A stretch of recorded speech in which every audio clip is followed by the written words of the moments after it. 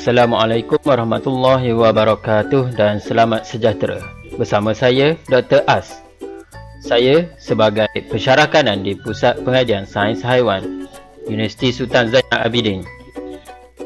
Hari ini kita akan membincangkan tentang satu topik, iaitu eDNA. Pernahkah anda mendengar apa itu eDNA? Saya yakin ramai yang masih belum mengetahui apa itu eDNA. Okey, eDNA.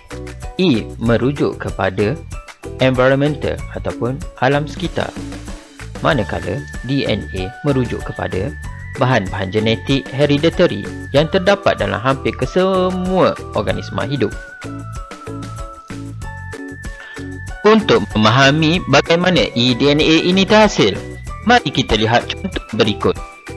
Saya ambil contoh ikan yang terdapat di Tasik Telabak Besut, Terengganu.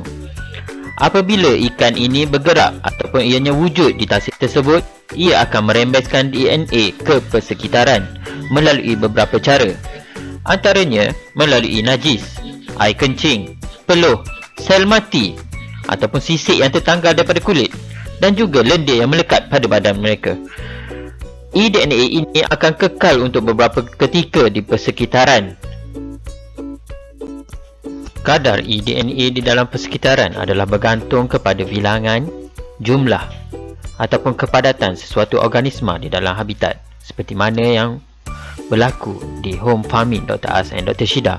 Boleh dilihat di situ bilangan ikan yang terdapat di dalam tangki adalah banyak, maka kita boleh andaikan bilangan kadar ataupun kadar eDNA di dalam tangki tersebut adalah tinggi, hasil rembesan daripada ikan-ikan tersebut. Di manakah eDNA boleh didapati? eDNA ini boleh didapati di persekitaran, termasuklah di laut, sungai ataupun tanah ataupun pasir. Kita lihat budak kecil ini, apabila dia merangkak, dia akan meninggalkan kesan ataupun jejaknya melalui eDNA di atas pasir tersebut. eDNA ini akan kekal untuk beberapa ketika di persekitaran.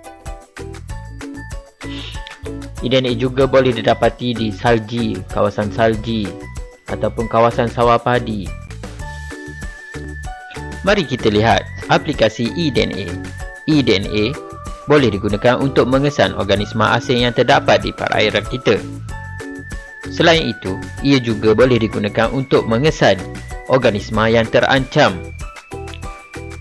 Selain itu juga, eDNA boleh digunakan untuk kajian biodiversity dan juga kawalan biosecurity. eDNA boleh digunakan untuk mengesan kehadiran ikan asing di perairan negara kita. Sebagai contoh, kehadiran ikan asing seperti ikan raja yang berasal dari Amazon ini boleh dikesan dengan hanya mengambil sampel air dan melakukan sedikit analisis eDNA di dalam makmal.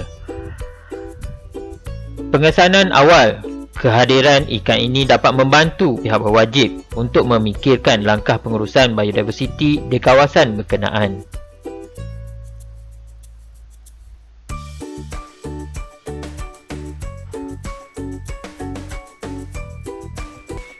eDNA juga boleh digunakan untuk mengesan habitat spesies terancam di negara kita.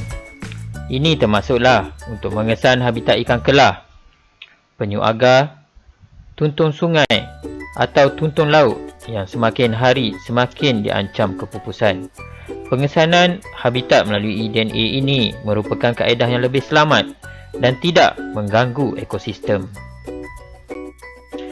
eDNA juga boleh digunakan untuk kajian biodiversity, di mana ianya boleh digunakan untuk menentukan bilangan spesies yang ada di dalam sesuatu perairan.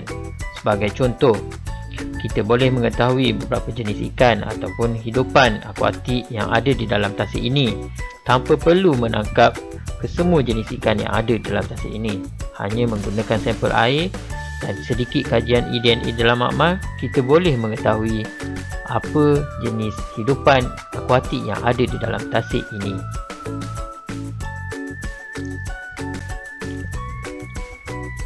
Antara kelebihan eDNA, ialah ia mesra alam. Ia lebih selamat dan sensitif. Ia jimat masa dan juga tenaga manusia. Dan ia tidak mencederakan ikan ataupun hidupan akuatik. Untuk sebarang pertanyaan, boleh hubungi saya, Dr. As, di email ahmadsyazni@uniza.edu.my.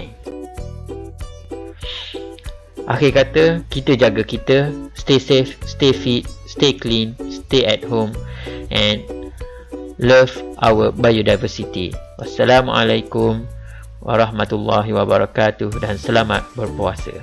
Assalamualaikum.